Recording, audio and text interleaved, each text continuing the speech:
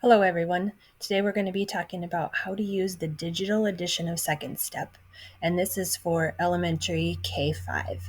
When you log into Second Step, you should see an option to go to my dashboard.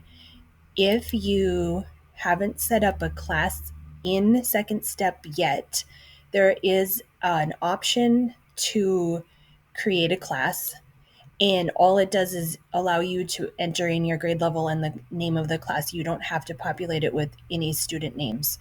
If you're having trouble with this step, you can reach out to the continuous improvement director who will be able to assist you. Once you are in, you have a dashboard, and there's two different spots that you are going to be using. One of them is under My Classes, and the other one is Mind Yeti, Mindfulness Sessions. To start with, when you click under your dashboard, you're going to see 4 units come up. And when you come down to each unit, it gives you an overview of what each of those units are. And then you are able to use these to help to guide your lesson. I've already done this one. This is a review for me because I already taught this lesson. What you do and what makes most sense is to pull up the lesson plan separately, either to print it, or I often will use it. I will open it on my iPad as I'm teaching because it's scripted. So this one is how to get good at something.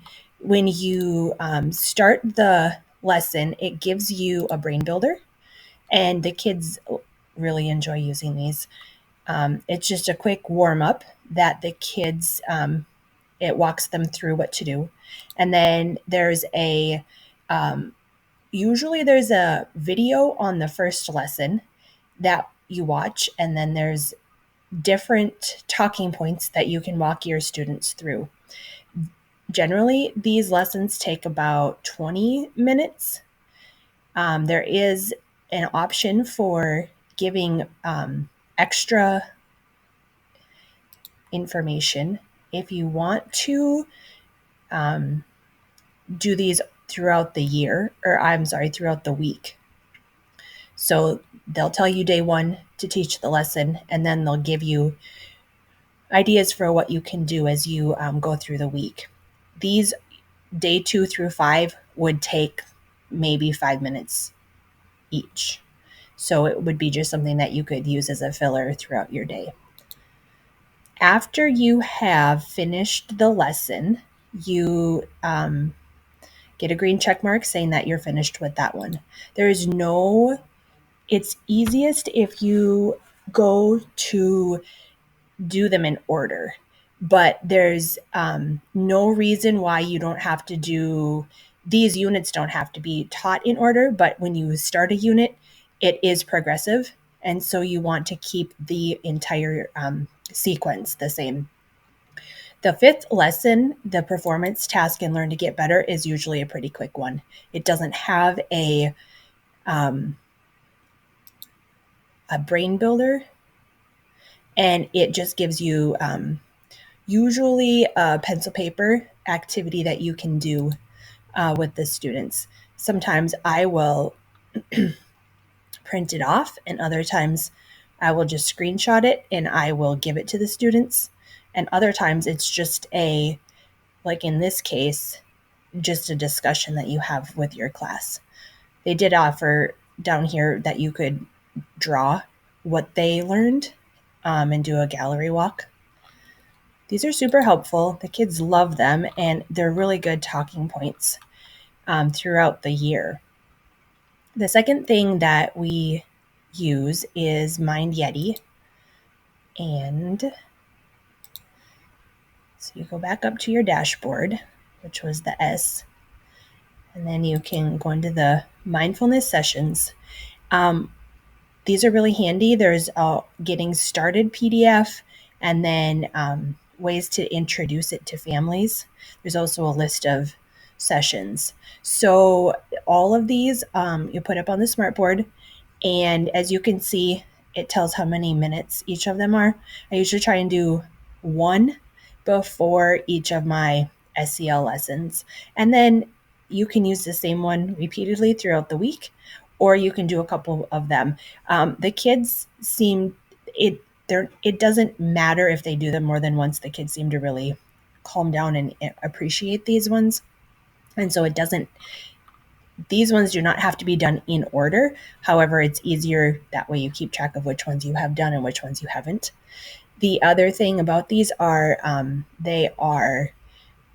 most of them are teaching them how to calm down. So it helps to do them to get them in the mindset of when you're about to teach the SEL lesson, but sometimes I'll do them as a way to calm down after coming in from recess, or if we had a really exciting gym day. And the kids, I find that they use these words and they start using the techniques throughout the day. So they're especially important. So once you are in your dashboard, if you get to the point where you feel like that's not enough information, you can go to training resources and they can give you a whole bunch of information on how to use the program, how to use the online portion. And then there's also a family, engage families.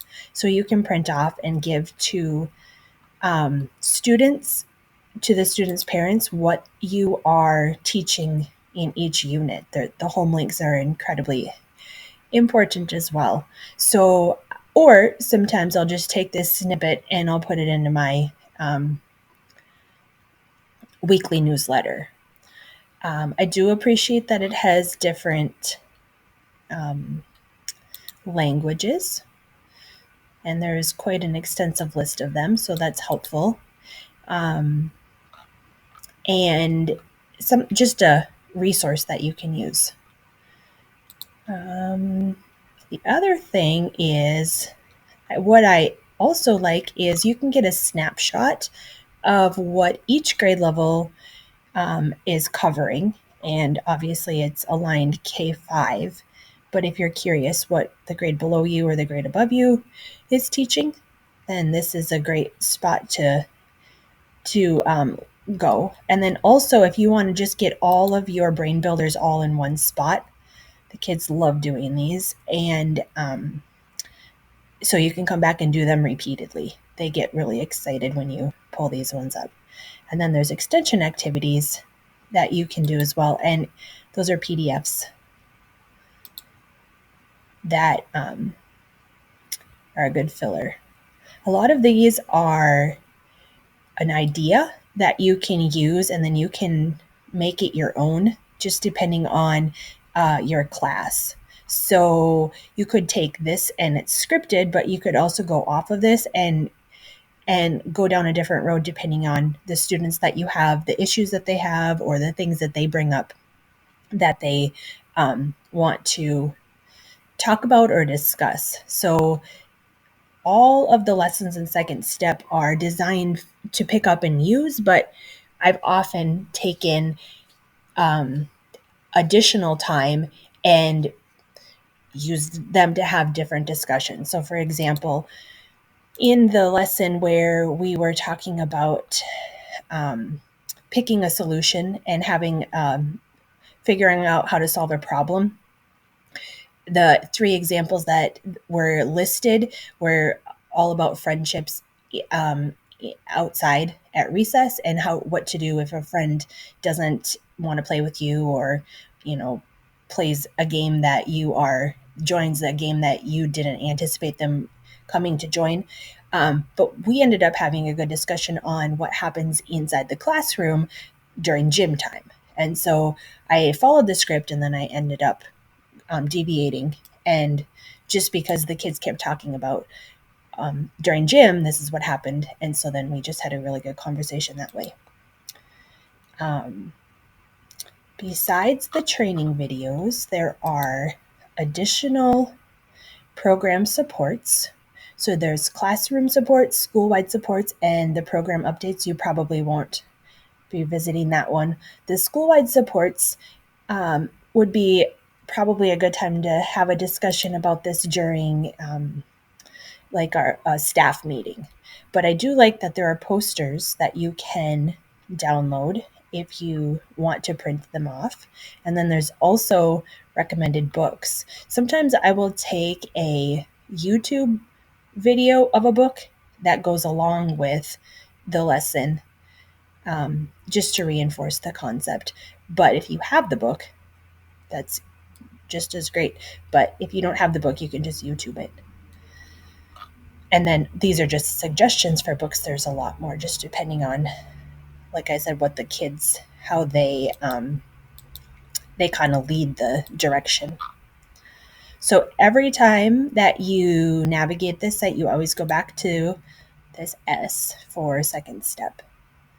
There is a family access code, and you might need to ask the continuous improvement director what the activation key is. A lot of families have been asked for this, but it is helpful for just a few families. But you can give that out at the beginning of the year. You shouldn't have to do anything else as far as getting information for how to log in. It should all be preloaded for you. So, oh yeah, and then the only last thing was under your dashboard, you can get to the view training resources from here. And a lot of these are incredibly helpful articles, why it matters, the research behind it, and then you just can keep going. After you read that one, you go to the second one. There's videos included. There's a lot of comprehensive information on why this works and how it works. And there is a K6-8 component, but we just use the K5 in the elementary. They keep referring to this digital edition only because there was a paper version prior to this one. And so that's why you might hear some people say, well, I have a book that I use, and other people say, well, I use the one online. This one is probably a bit more comprehensive, and they are continuously improving every year. A couple things just get even better than they were before. So the digital version is definitely more preferable to teachers. All right, so that was a walkthrough of the digital edition of Second Step.